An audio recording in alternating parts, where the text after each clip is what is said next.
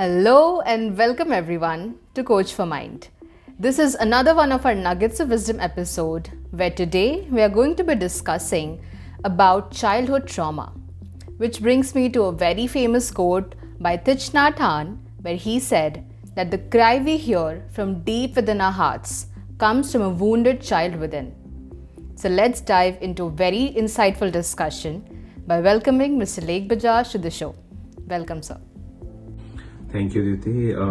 Again, this topic is extremely important because it can be, again, not always, but mostly it can be at the root of all mental health issues. Depression, anxiety, or at times even self-esteem issues can be rooted into childhood trauma. And the good part is that this word we are starting to hear here and there, but the bad part is we do not know what it means. So hopefully we'll address this in today's video.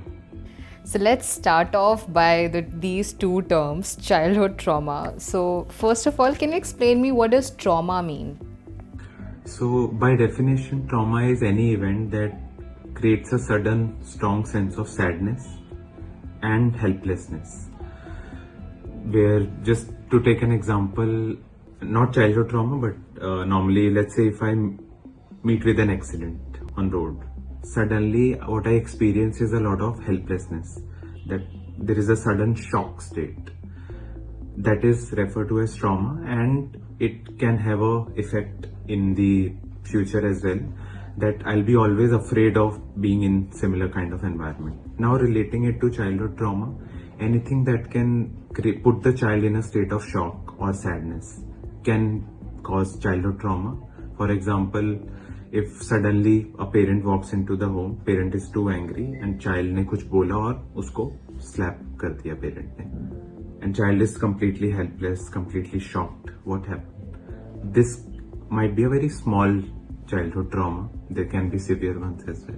So can you relate these childhood experiences to the traumas or the issues we face as an adult because of these experiences that we had in our childhood? Sure. And again, some of them are not something that we very openly talk about, but I am sure that people keep it to themselves, but at least our audience will be able to relate to some of them.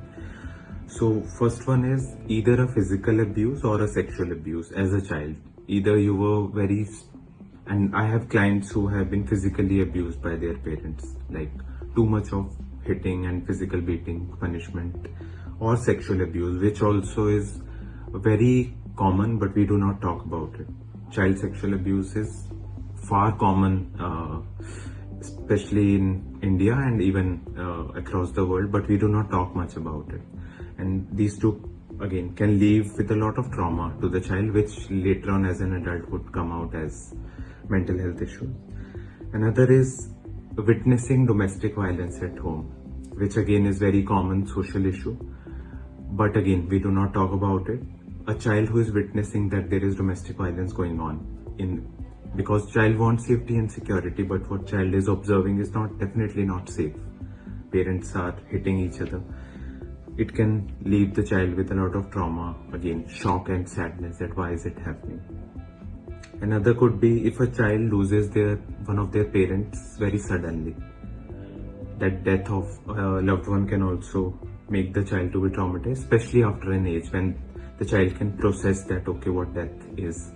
Maybe not at the age of 2-3-year-old, but maybe after 4-5 years, they might be left with that feeling.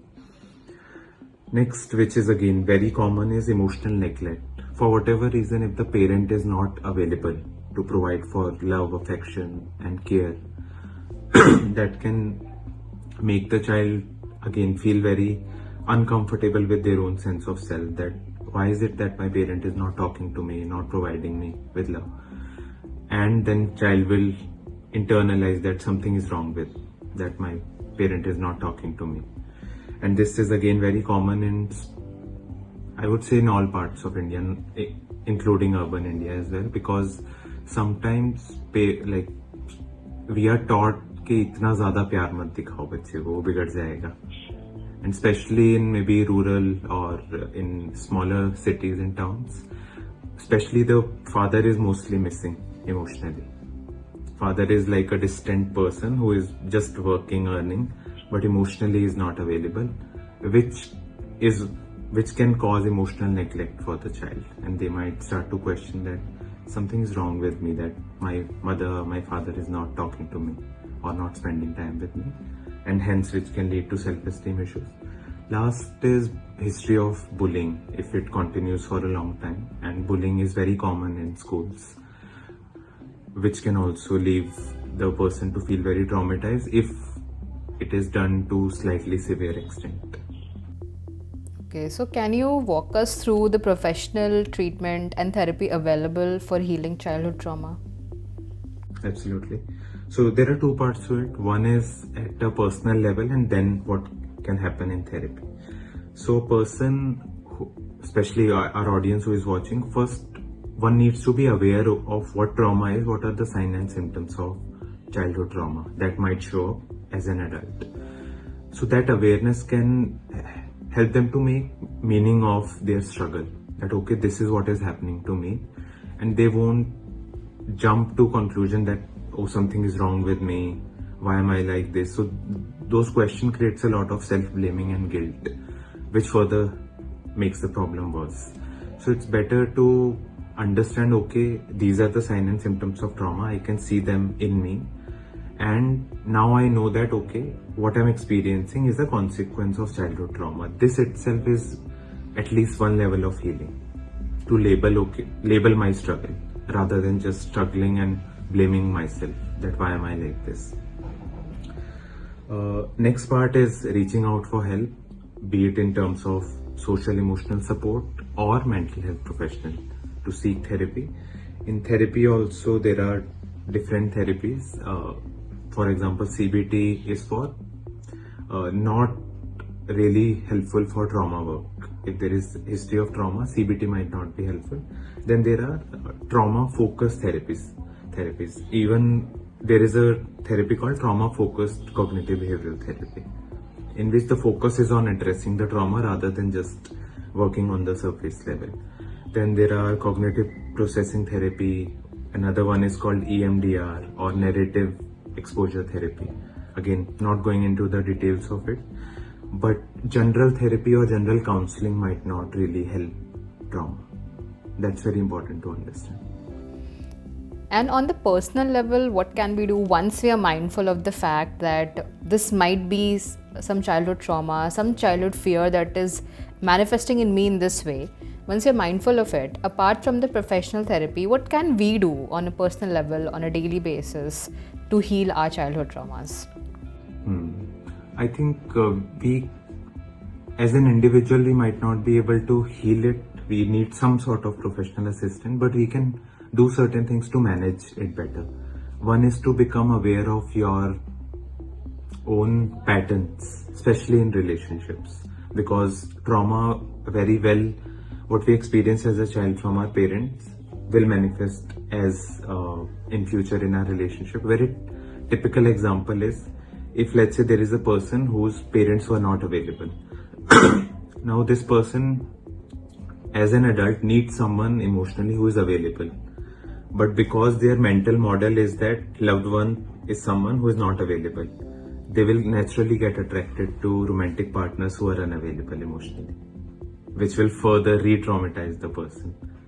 So instead of finding what the person needs, they'll get into what they definitely should not get into, but because of familiarity. Okay, this is how love is, and I experience the love with the same kind of person, expecting a different result, but which doesn't happen. Right. Could it also lead to extreme clinginess, or being always like needing that attention? Absolutely, and it can go in both the ways. I think again it's a topic maybe for future videos. There are two attachment styles, unhealthy attachment style. One is called anxious attachment style, the other is called avoidant attachment. Anxious attachment is where the person becomes clingy because of the childhood trauma. In the avoidant attachment style, the person distances from all kind of relationships, again because of the childhood trauma. The mental model is relationship leads to hurt, hence let me move away. The other one, the anxious attachment, would say the other person is not available, I need to grab the other person to make them available. So maybe we can discuss it in much more detail. It's very interesting topic of attachment theories and attachment styles. Definitely.